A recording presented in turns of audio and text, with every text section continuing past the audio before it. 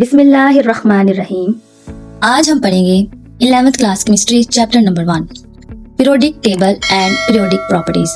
अगर हम इसके इंट्रोडक्शन की बात करें तो साइंस की तारीख में सबसे अहम मोड़ पीरियोडिक टेबल का तहलीक करना था, इसका बनना था, जिससे बाद में बहुत सी इजादात हुई। अगर हम इसके इंट्रोडक्शन के मेन पॉइंट की तरफ जाएं, जो कि कुछ यूं है, it is accurate to refer to the periodic table of elements as the symbol of chemistry।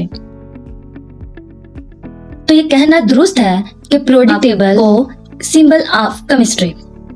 अगर हम अपने राइट साइड पे periodic table देखें तो यहाँ पे सबसे पहले हाइड्रोजन जिसका सिंबल H लिखा हुआ है, उसके बाद हीलियम जिसका सिंबल He लिखा हुआ है, उसके बाद लिथियम जिसका सिंबल Li लिखा हुआ है।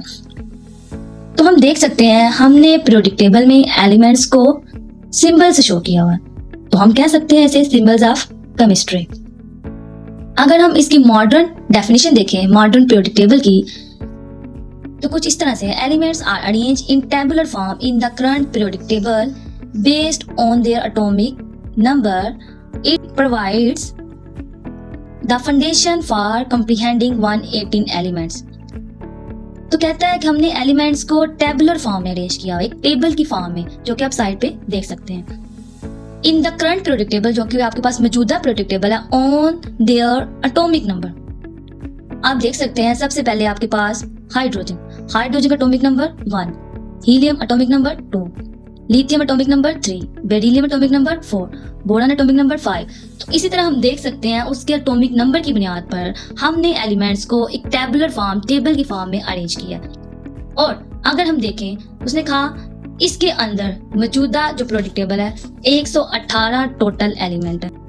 अगर हम इसके हिस्टोरिकल बैकग्राउंड की बात करें तो उसमें उसने कुछ इस तरह से लिखा है, many elements such as gold, silver, iron, phosphorus, sulphur, zinc and arsenic were known since the prehistoric era. Prehistoric era जो कि कदीम तरीन दौर, ऐसी तारीख का वो हिस्सा कोई आपके पास रिकॉर्ड फॉर्म में कोई मालूमात नहीं, तो उस वक्त भी कुछ एलिमेंट्स है जो कि वर नोन जाने जाते हैं, जैसे gold, silver, iron, phosphorus, sulphur, zinc and arsenic. अगर हम बात करें इन द 18th सेंचुरी, 18वीं सदी में, एंटोइन लवाइजर एक साइंटिस्ट था, attempt to classify known element as metals and non-metals। इसने क्या किया, एलिमेंट्स को, ऐसे एलिमेंट जिनकी खसूसियात एक जैसी है उनको एक ग्रुप में रखा, ऐसे एलिमेंट जिनकी खसूसियात एक जैसी है उनको दूसरे ग्रुप में रखा। और जो यहाँ पे इसने क्लासिफाई किया उसे दो ग्रुप्स में डिवाइड किया, एक मेटल्स और दूसरा हमारे पास नॉन मेटल्स। अगर हम इसके हिस्टोरिकल बैकग्राउंड की बात करें तो सबसे पहले हमारे पास 1829 में डोबराइनर था। इसने क्या किया, he grouped the elements into triads, a group of 3 with similar properties. इसने एलिमेंट्स को ग्रुप की शक्ल दी इनटू ट्रेड्स। ट्रेड्स लफ्ज निकला 3 से, यानी इसने तीन एलिमेंट्स का एक ही ग्रुप बनाया विद सिमिलर प्रॉपर्टीज, जिनकी खसूसियात क्या थी, एक जैसी। Noting that the atomic weight of the middle element was रफली the average of the other two. Atomic weight यानी कि एटॉमिक मास की बुनियाद पर, उसके वजन की बुनियाद पर, और फिर उसने कहा जो आपके पास एलिमेंट है, जैसे कि नीचे एग्जांपल में दिए गए हैं, सबसे पहले लिथियम, सोडियम और पोटाशियम। लेकिन अगर हम पहले और आखिरी वाले यानी लिथियम जिसका एटॉमिक नंबर 7 और पोटाशियम जिसका एटॉमिक नंबर 39 है, इन दोनों को प्लस करें और 2 से डिवाइड करें तो आपके पास आंसर आएगा 23, जो कि आपके पास मिडल एलिमेंट, जो कि मिड में है, एग्जाम्पल के मिड में लिखा हुआ Na, उसका एटॉमिक मास बनेगा। अगर हम उसकी डेफिनेशन ऊपर वाली देखें, उसमें उसने मिडल एलिमेंट, जो दरमियान वाला एलिमेंट जो कि जहाँ पे Na है, वो एवरेज है। एवरेज मींस जो पहला और आखिरी आपके पास है, इन दोनों को प्लस करके 2 से डिवाइड करें तो जो आंसर आएगा वो दरमियान वाले का एटॉमिक मास बनेगा। जैसे कि दरमियान वाला हमारे पास बन रहा है Na। इसी तरह अगर हम बात करें इंग्लिश केमिस्ट जॉन न्यूलैंड, तो यहाँ पे जॉन न्यूलैंड ने इन 1864 में हमें बताया, जो कि इंग्लिश केमिस्ट था, he observed periodicity in the 62 known elements. इसने हमें एलिमेंट्स के बारे में बताया जो कि उस वक्त 62 थे, और इसने बताया उसकी पीरियोडिसिटी। पीरियोडिसिटी क्या होता है कि एक खास वक्त के बाद वो खसूसियात दोबारा से रिपीट हो, एलिमेंट्स की जो खसूसियात है एक खास वक्त के बाद दोबारा रिपीट हों। He classified the elements into a groups so that every 8 element resemble the first element in the periodic table. इसने कहा कि जो हमारे पास पीरियोडिक टेबल में एलिमेंट्स हैं उनमें हर 8वां एलिमेंट्स की खसूसियात पहले वाले एलिमेंट्स के साथ मिलती हैं।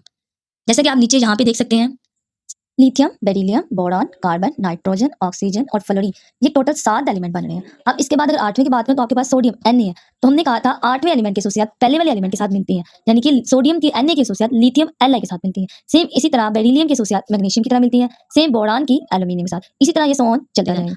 अगर हम नेक्स्ट बात करें लॉदर मेयर की, he developed a famous curve by plotting a graph between atomic weight and atomic volume. इसने हमें ग्राफ दिया एटॉमिक वॉल्यूम और एटॉमिक वेट के दरमियान में। एटॉमिक वॉल्यूम के किसी भी एलिमेंट ने कितनी जगह घेरी हुई है, एटॉमिक वेट उसका कितना वजन है, उन दोनों के दरमियान में ग्राफ बनाया। और जैसा कि हम यहाँ पे देख सकते हैं ग्राफ ड्रा किया गया है, तो हमें कुछ कर्व मिलते हैं और इनके अंदर पीरियोडिसिटी पाई जाती है इन एलिमेंट्स के अंदर। अगर हम देखें इनकी प्रॉपर्टी जैसे कि लिथियम, सोडियम, पोटाशियम, रुबिडियम, इनकी खसूसियात एक खास तरतीब के साथ चलती हैं। जैसे कि लिथियम है, अगर लिथियम का रिएक्ट करवाऊँ, उसका रिएक्शन करवाऊँ पानी के साथ तो स्लोली रिएक्ट करेगा।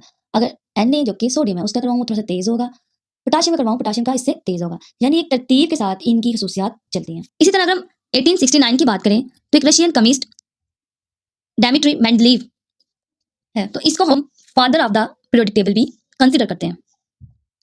अगर हम बात करें मेंडलीव के, तो इसने 63 एलिमेंट्स के बारे में बताया था। इसने 63 एलिमेंट्स को अरेंज किया था into 8 vertical columns by increasing atomic mass, aligning element with similar properties into vertical group. यहाँ पे अगर बात करें जैसा कि ग्रुप नंबर 1 जिसके अंदर hydrogen, lithium, sodium, potassium, rubidium, caesium, francium, तो इन सब की खसूसियात एक जैसी हैं। इसी तरह ग्रुप नंबर 2 के अंदर जो रखे गए एलिमेंट इन सब की प्रॉपर्टीज खसूसियात एक जैसी हैं। इसी तरह ग्रुप नंबर 3 की, इसी तरह आगे जो आपके पास ग्रुप है उनमें रखे गए एलिमेंट की खसूसियात एक जैसी है। तो मेंडलीव ने क्या किया, मेंडलीव ने बढ़ते हुए एटॉमिक मास की बुनियाद पर वो एलिमेंट जिनकी खसूसियात सेम है उनको एक ही ग्रुप में रखा। अगर नेक्स्ट बात करें the success of his table was heading in living gap for undiscovered element. इसने उस वक्त पीरियोडिक टेबल में कुछ जगह छोड़ दी, लिविंग गैप्स कुछ खाली जगह छोड़ दी, और अनडिस्कवर्ड एलिमेंट वो एलिमेंट जो एलिमेंट्स अभी दरियाफ्त नहीं हुए थे, और प्रिडिक्ट और उनकी खसूसियात भी प्रिडिक्ट कर दी, उनकी जो मैथ्स थे वो बता दी और उनकी प्रॉपर्टीज भी। लेकिन बाद में जब इसके ऊपर काम किया गया तो देखा गया वाकई जो खसूसियात मेंडलीव ने बताई थी और जो उसने एटॉमिक मास बताया था वही प्रॉपर्टीज हैं नए एलिमेंट्स जो डिस्कवर हुए उन जैसी थी। अगर हम 1913 की बात करें जिसमें मोज़ले की बात करें, तो Moseley determined the exact atomic number of known element using X ray emission. Moseley ने हमें एलिमेंट्स के एग्जैक्ट एटॉमिक नंबर के बारे में बताया using X ray emission, X ray emission का इस्तेमाल करते हुए रिजोल्विंग फ्लॉज यानी कि उसके अंदर जो नुक्स थे उनको खत्म करते हुए, एंड डिस्क्रिपेंसीज जो तनाज़ात थे उनको ठीक करते हुए मोज़ले ने मेंडलीव के ऑपोजिट काम किया, क्योंकि मेंडलीव ने हमें एटॉमिक मास की बुनियाद पर पीरियोडिक टेबल दिया, लेकिन मोज़ले ने हमें एटॉमिक नंबर की बुनियाद पर पीरियोडिक टेबल के बारे में बताया। अगर हम मोज़ले की बात करें तो Moseley modified the periodic law to state that the properties of elements are periodic functions of their atomic numbers. Moseley ने हमें पीरियोडिक लॉ के बारे में बताया कि जो एलिमेंट्स की खसूसियात हैं आर पीरियोडिक फंक्शन जो एक वक्फे के बाद दोबारा से रिपीट हो रही हैं वो डिपेंड करते हैं उनके एटॉमिक नंबर्स पे।